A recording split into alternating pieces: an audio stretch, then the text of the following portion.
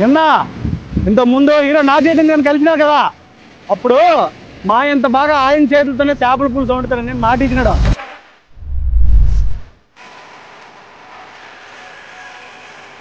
ఆ మాట ఎంతవరకు కరెక్ట్ అవుతాం చూడడానికి నేను వెళ్ళను.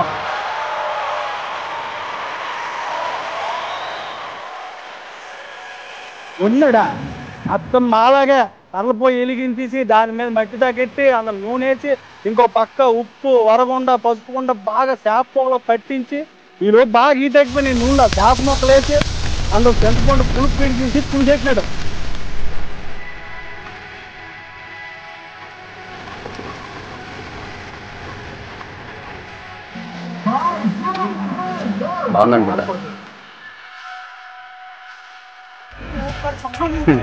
నచ్చిందా?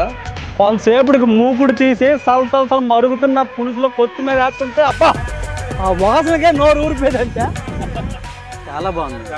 పక్కన బాగోపోతే ఏం అనుకోమాకండి. ఫస్ట్ టైం మాలాగా మారడానికి ఆ మనిషి ఎంత కష్టపడుతుండో దానికి 100 ఫలితం రావాలని రోజు ఆ దుర్గా భవాని తల్లిని మొక్కుతాను.